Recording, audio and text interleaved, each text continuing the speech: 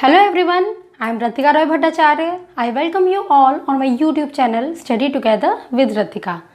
We were discussing chapter number 5 of 9th standard, that is the fundamental unit of life, the cells. Till now we have discussed the discovery of cells, different types of cells, and today we are going to discuss about the cell organelles. In this video we are going to discuss what are cell organelles, where they are located and what are their functions.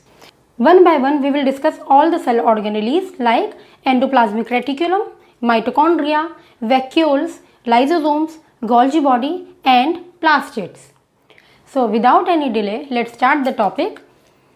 And if you are new to this channel, please consider subscribing to this channel so that you get the notifications on time. Now we will start. These are the structures which are present inside the cell. So here you are able to see different structures like mitochondria, endoplasmic reticulum, Golgi body, vacuoles, nucleus, cytoplasm, cell membrane, etc. The most important parts are the nucleus, cell membrane and cytoplasm, which are common in each and every cell that we have discussed in the last video. All the organelles that we are able to see here are surrounded by a particular membrane and they are separate from one another.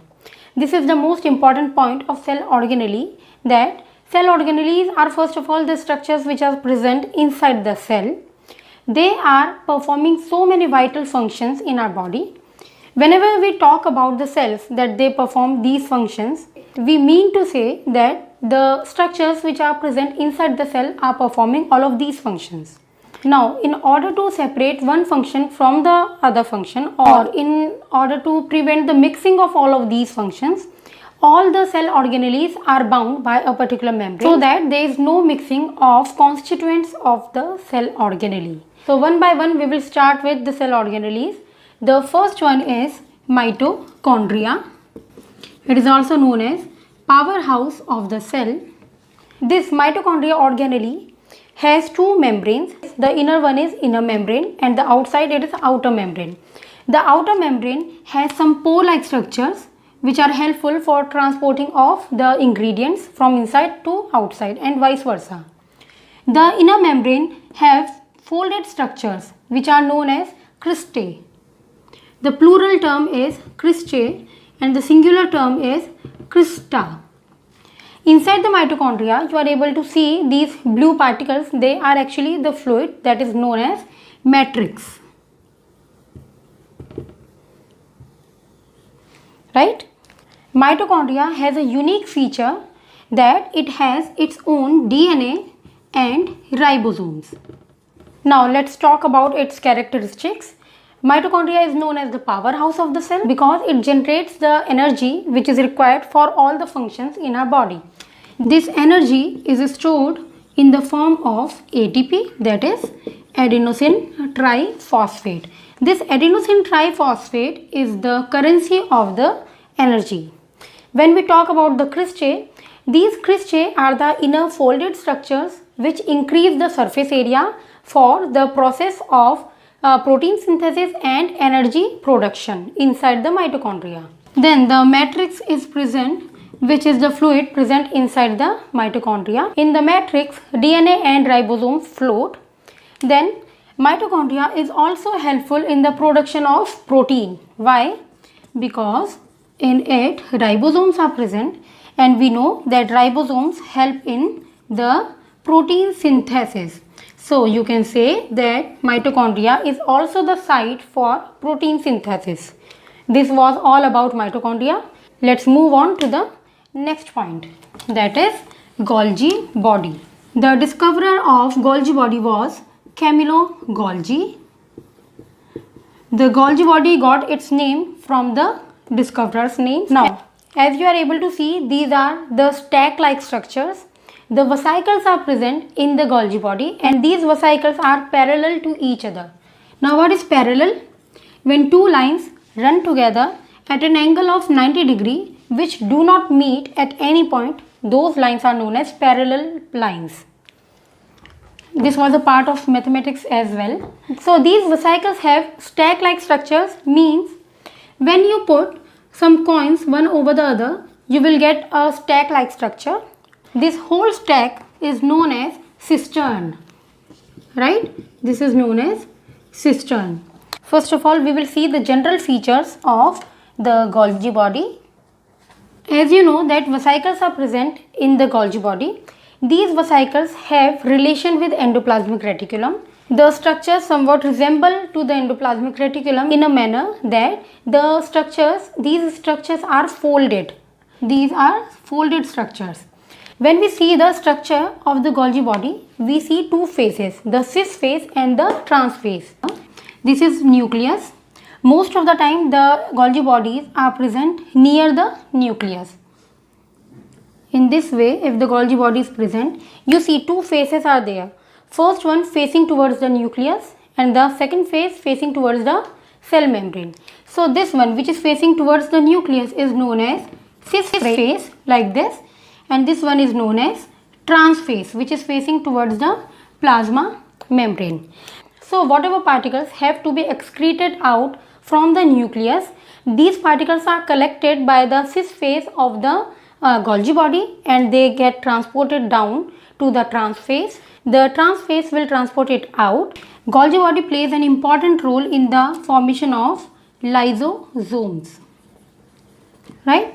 Then the most important function of Golgi body is in storage, packaging and manufacture. These Golgi bodies help in storage of different products like amino acids, proteins, fats, steroids, cholesterol, etc. All of these things are stored inside the vesicles, and if anything has to be transported out, they are packaged in a small bundle and then those bundles are transported out. When we talk about the manufacture, the complex sugars are formed inside the Golgi body with the help of simple sugars, right? So this was all about the Golgi body. The next cell organelle is endoplasmic reticulum, to which in short we say just only ER. Now endoplasmic reticulum are present near the nucleus most of the time. We know that in the outer covering of the nucleus, small pore-like structures are present. With those small pores, the origin of endoplasmic reticulum takes place. Now, on the basis of the presence of a component, endoplasmic reticulum are of two types, smooth and rough. The rough endoplasmic reticulum has a component on its surface that is known as the ribosomes.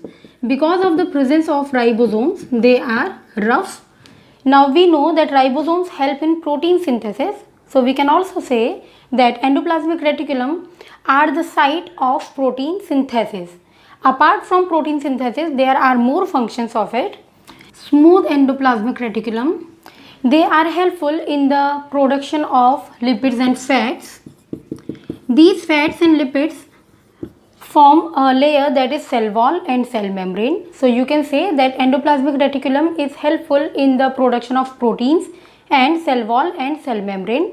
This process by which the cell wall and cell membrane layer is formed, that is known as membrane biogenesis. So this was about endoplasmic reticulum. Vacuoles are the storage sacs in which different types of components are stored. These are smaller in structure in animal cell but large in plant cells. In plant cells, they may occupy 50 to 90% of the cell volume. And it may, because of its huge size, it may replace the nucleus from its center also. Then when we talk about the storage, vacuoles are helpful in storing amino acids, proteins, carbohydrates, sugar, we can say, fats, etc. Vacuoles are equally helpful in expelling out the waste material in unicellular organisms. For example, in amoeba, when it ingests the food particle, it forms a structure that is known as vacuole. So vacuole is helpful in expelling out excess amount of water and also some of the waste products. Now let's move to the next point, that is lysosome. The next organelle is lysosome, which is also known as suicidal bags. Lysosomes are many in number inside the cell. They are spherical structures in which different types of proteins, amino acids and enzymes are present. They get their enzymes and proteins from the layer of endoplasmic reticulum. If we talk about its structure,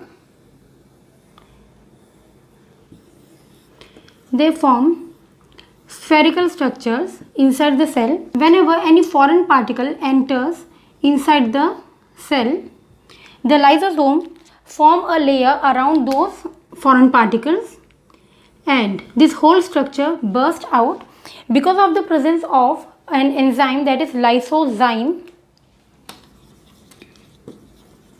Because of this enzyme, the matter which has come out after bursting gets digested inside the cell and the waste particles are expelled out from the cell.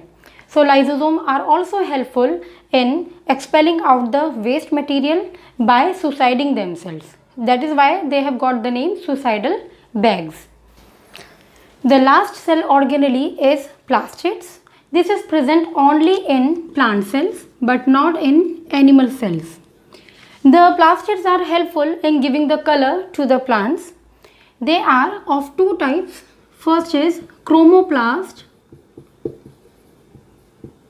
and leucoplasts. These are the colored plastids and the leucoplast is white or colorless. This one is colored because of presence of different types of pigments. One of the plastids is known as chloroplast, which is present in the chromoplast. This chloroplast has a pigment that is known as chlorophyll, which is helpful in the process of photosynthesis. Now when we talk about the structure of chloroplast, we see these stack-like structures which are known as granum in singular and grana as a plural term. This granum is a structure like stacks, means when coins are placed one over the other, they form a stack-like structure. These structures are known as thylakoids. This whole structure is known as granum, but the stack-like structures are known as thylakoids. The matrix which is present inside this is known as stroma. Now, we know in the process of photosynthesis, two phases are there, that is light reaction and dark reaction. So, this light reaction takes place in grana and the dark reaction takes place in stroma. How can we remember this? We know that LG is a brand, L and G.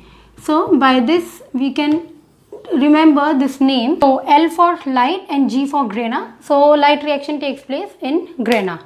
The unique character that plastids also have is they have their own DNA and ribosome. Again, the site of protein synthesis are plastids also, because the ribosomes are freely floating in the stroma. We know that the chloroplasts have a pigment that is known as chlorophyll.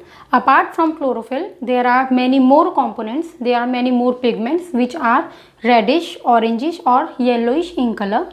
The leucoplast, that is the white part or the non-colored component, it helps in the storage of components like sugar, starch, proteins, fats, etc. So this was all about cell organelles, cells.